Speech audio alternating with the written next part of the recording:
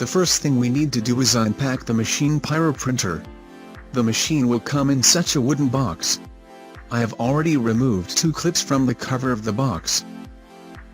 We will use a knife or wire cutters to cut the clamps. We also need a screwdriver to assemble the base for the machine. First, we remove the cover. The controller is located under the cover. Inside the controller are the power supply, electronics, and processor that controls the machine. The machine itself is located at the bottom of the box. It is attached by clamps to the sides of the box. All other accessories are also fastened to the box. First, you need to cut off all the black clamp.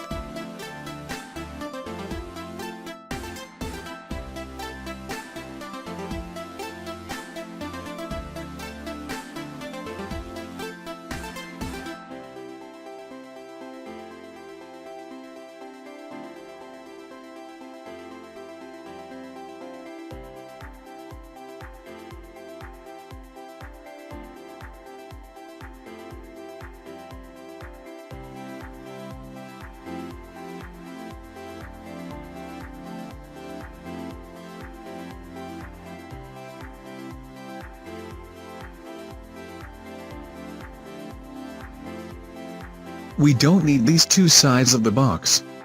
They are only used for transportation.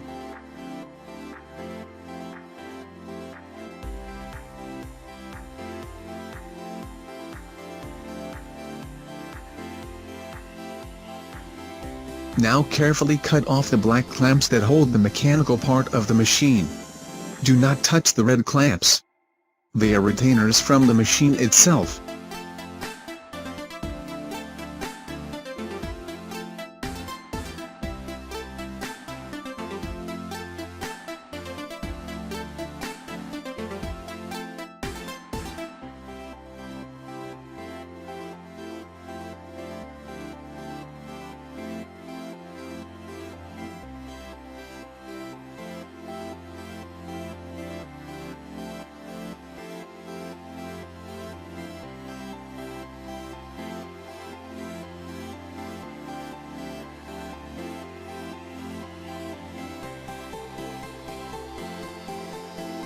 Here we have a power wire. This is a USB wire. Here we have the fittings.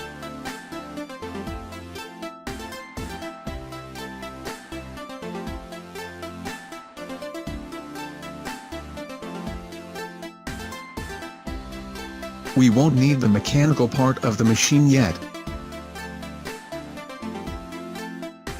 We'll put it aside.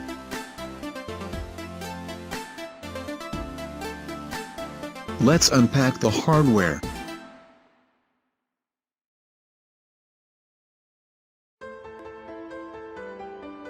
Carefully cut the wrap with a knife without scratching the plywood elements inside.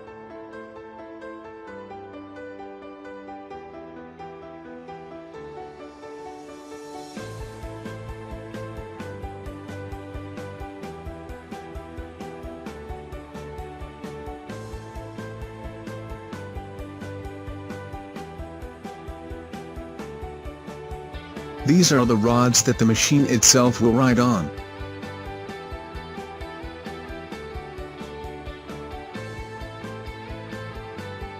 Two thick beams with a numbering. These are the parts of the stand for the machine that connect the 4 elements of the stand to each other.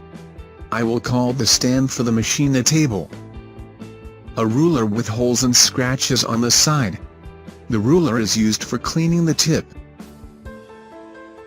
2 linings for the ruler, on 4 mm and 6 mm. Also a brush for removing carbon during burning. If you want to remove carbon from the portrait during burning, it is better to use a brush. Now we unpack the controller. Trim the wrap that holds the controller. Trim the wrap carefully so as not to scratch the plywood element of the table.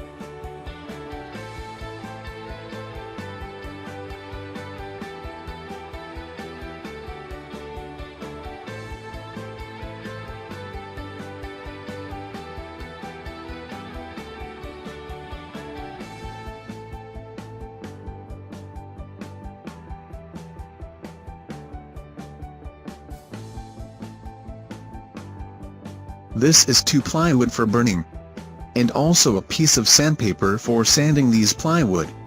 One side of the plywood is treated with a solution of soda and hydrogen peroxide. This side is light and it is signed. The second side without processing. Before burning out the plywood, you need to sand it with sandpaper. Now we cut the clamps from the black controller.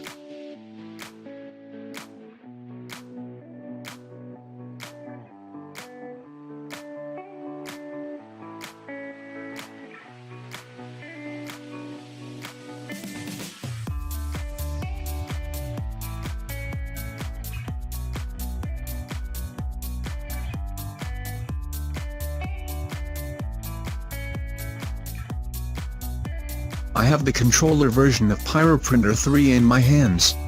Unlike previous versions of the machine, this controller has a micro SD memory card inside and a Wi-Fi module. I'll tell you about it later. We'll put the controller aside for now. First of all, we need to assemble a table for the machine. We will put the excess aside, so that it doesn't interfere with us.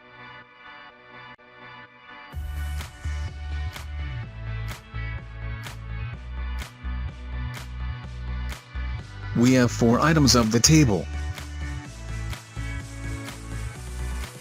All parts are numbered.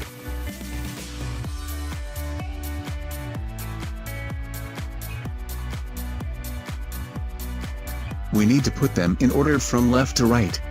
The first, second, third, fourth.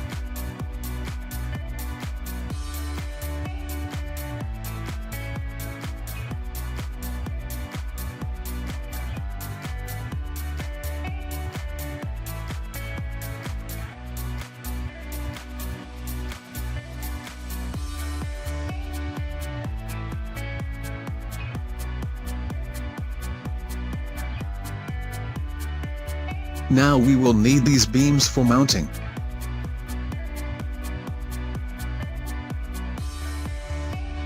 From the package with accessories, we take out these bolts. There is a special nut in the beams. These bolts will connect the table elements to the beams.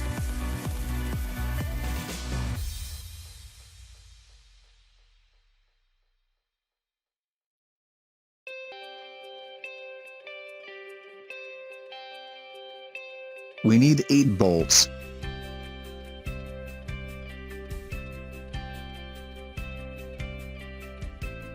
This side we set up. The numbers on the beams correspond to the numbers on the table elements.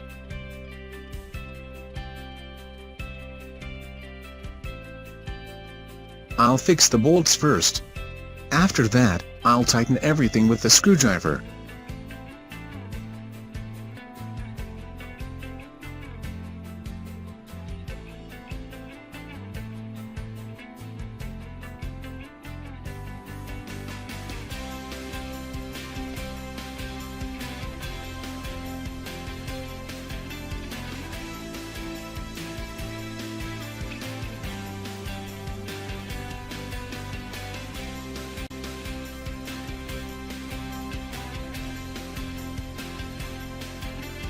I attach the same beam on the other side.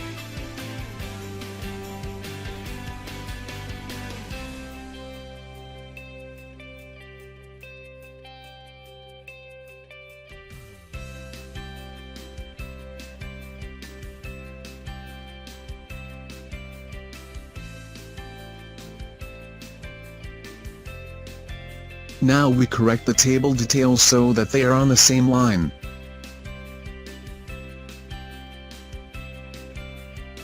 After that, tighten with a screwdriver so that the table has the correct shape.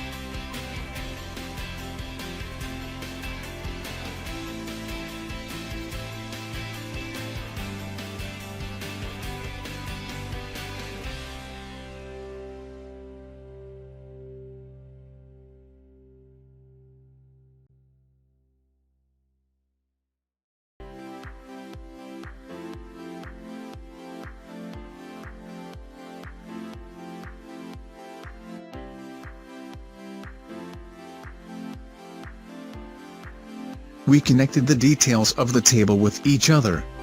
Now I will install the ruler. I will use the lining under the ruler of 4 mm. Since the plywood for burning also has a thickness of 4 mm. We do not put thick plywood for burning, so that the box is not heavy when shipping. I'll put the thick linings aside. There is a special markup for the ruler, and also the line along which you need to set the ruler. Beginners make mistakes and install the lining on the wrong side. You need to put the lining like this. Otherwise, most of the image will go under the ruler. And when burning out, about 5 mm of the image, on the left side of plywood, will not be burned out. Now we are putting a ruler.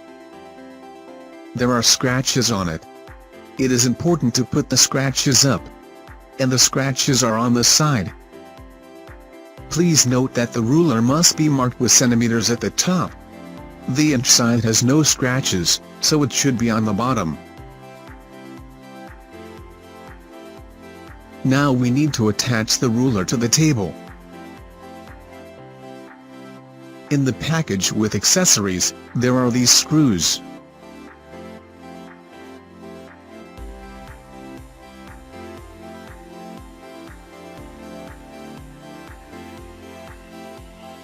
It is best to attach from the middle of the ruler.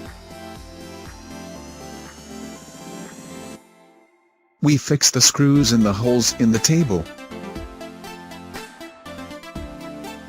First, a little twist, but do not tighten. Move towards the edges so that the ruler does not jam and become a wave.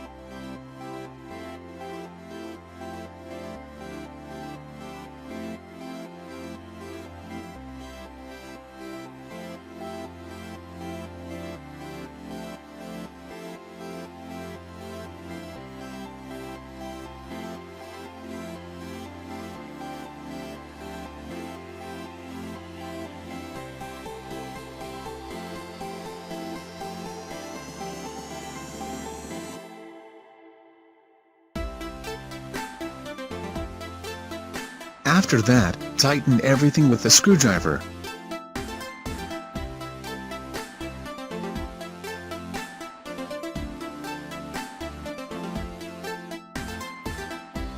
Now the ruler is in place.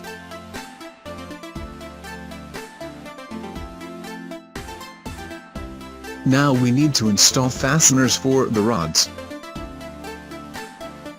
The rods will be located here. We took out of the package with accessories that are white of mounting.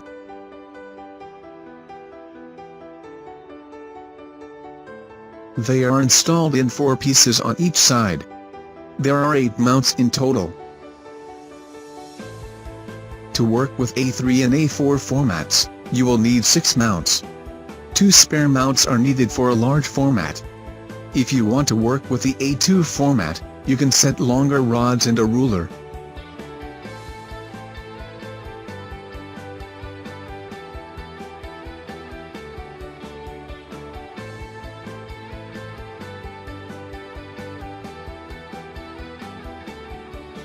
White fasteners are attached with the same screws. I will attach 6 fasteners for now.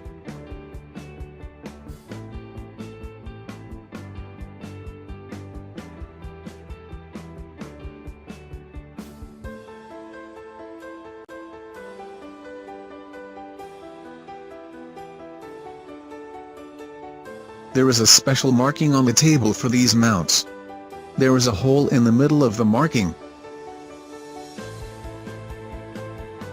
First, we bait the screws a little. We are not tightening anything yet.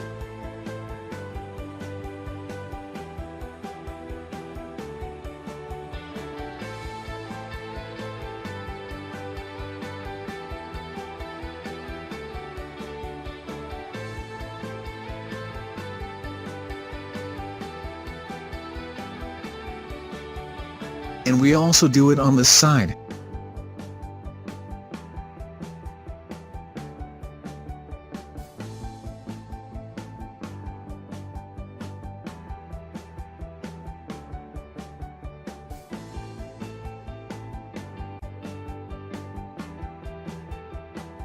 Now, here we will have the origin of coordinates and the tip will move to the right.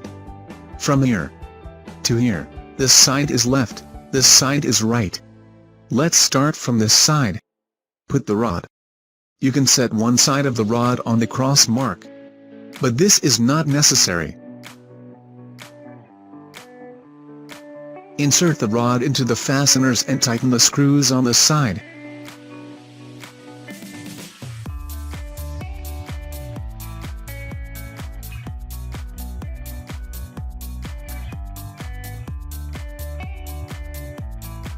Keeping track of parallelism, so that the ruler is parallel to this rod.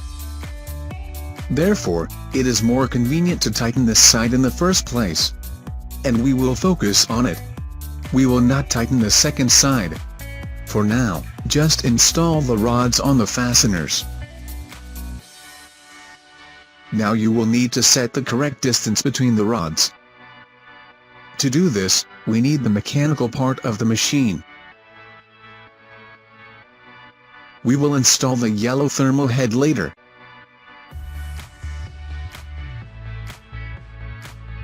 The back wheels are shaped. Front wheels are leading. The front wheel gears do not rotate. They are held by the engine using a transmission. The back wheels rotate freely. Therefore, we will set the rods on the back wheels. Put the machine first with the back wheels on the side.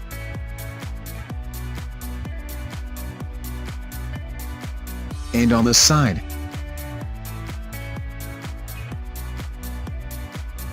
The back wheels should be clearly positioned on the rods. Based on this position, first tighten the screw at the rod mount in this part of the table. Then move the machine to this part of the table and tighten the mount on the side.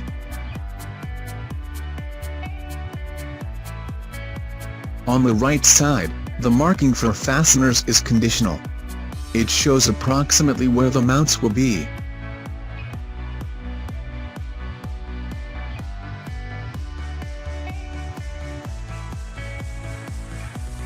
Now the rods are tight. Now let's get down to the mechanics of the machine. This wire will connect to the controller. Now we need to connect the yellow thermal head to the white moving part of the mechanics. There is a nut on the back of the thermal head here. If it is unwound, it must be twisted back with your fingers. Do not use keys or tighten it with force. There is an important point here. The screw will have to rotate freely. The screw is inserted into two bearings. The bearings are like tablets with a hole in the middle. They help the screw to rotate. We need to screw the screw into the hole, inside the white moving part of the machine. There is a thread inside the white block. We just need to tighten the screw. There is an important point here. Tighten until the nut touches the white block.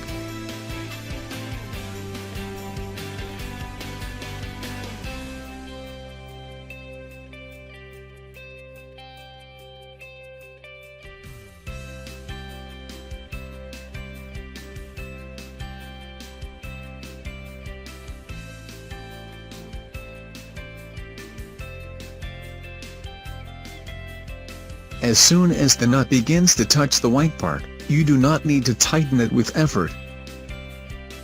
If we tighten with force, we will jam the bearing inside the thermal head and it will not be able to rotate freely. The thermal head should rotate freely around the screw. This part of the machine provides downward pressure of the tip. On top of the thermal head is a black spring. One end of the spring is inserted into the thermal head. The second end of the spring is located in the white block. It ensures that the tip is pressed down with force. Due to the shape, the spring presses the thermal head down. It should be like this. I raise the thermal head and let go, the tip quickly returns down with an effort. Sometimes the wires are not installed correctly during installation. This position is not correct. The wires should be positioned so that the wire does not pull in the opposite direction of the thermal head. There is another situation. The spring is slightly rotated in this position. In this case, the spring should be turned counterclockwise, so that it is more parallel to the yellow thermal head. I'm just going to tighten the thermal head a little more. I haven't fully tightened it. So the thermal head rotates easily, and the spring presses with force from top to bottom. On this side of the machine, the wires are held by red clamps.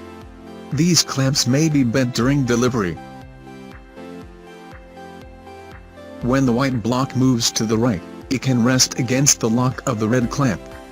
Therefore, before the first launch, you need to check the movement of the white block. When the program is turned off, you can move it freely. You need to make sure that the mechanics move freely from one side to other.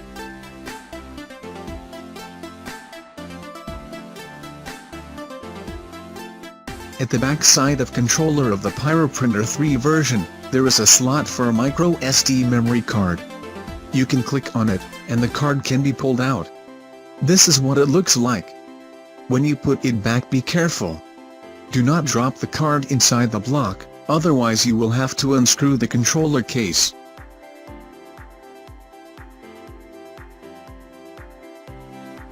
Also click on the card. It will be fixed. We are going back to the controller. At the back of the unit there are 3 main connectors, power switch and a red switch. If you live in the United States, you need to put the red switch in position 115. It corresponds to a voltage of 110 volts. If you live in a different country, then put the voltage that is used in your sockets.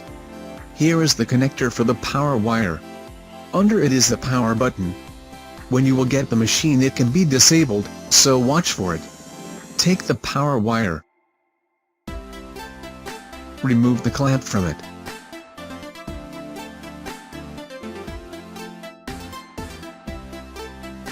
Insert it into the power connector. Take the USB wire. Also remove the clamp.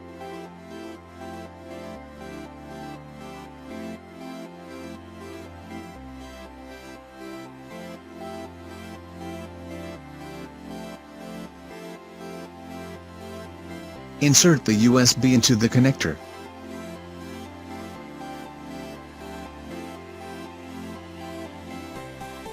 We include the mechanical part of the machine in the wide white connector. There is a lock at the bottom of the white connector. It is inserted into the controller with the lock down.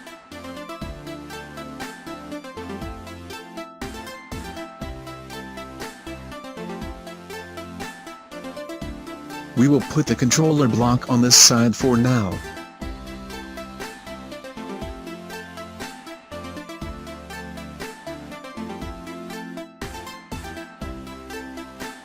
Also in the package we have here are the plywood pins. I have already mentioned 2 additional mounts for rods. Screws to them.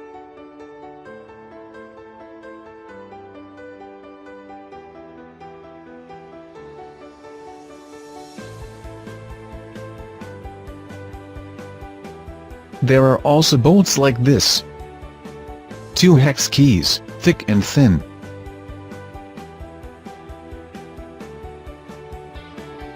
Few ready-made tips. Additional black screws without a head for service case. They must be saved. This is the wire for the tip. We always install plywood along the direction of the wood texture. Any wood has fibers.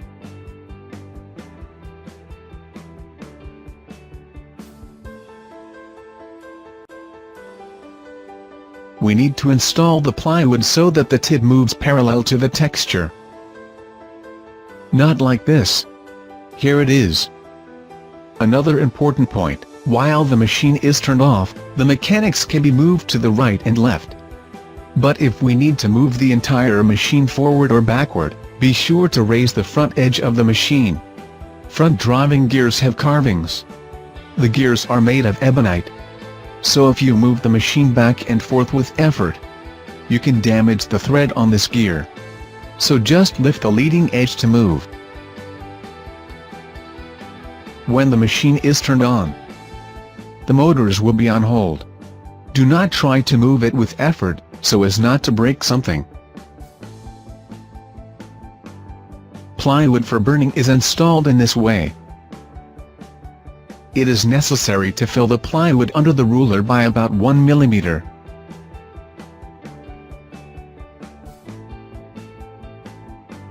To prevent the plywood from hanging from the side, we have these pins.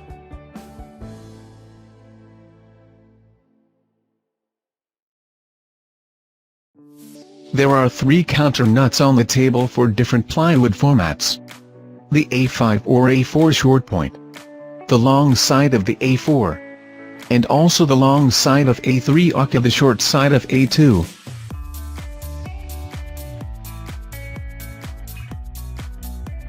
Pins are installed in this way. You can twist it with your fingers or use the hexagon from the kit.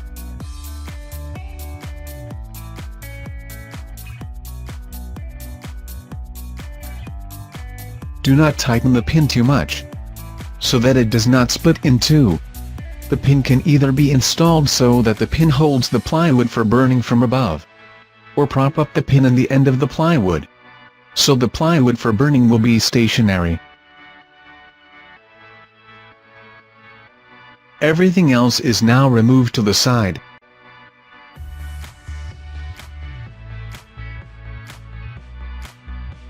And we prepare the machine for burning.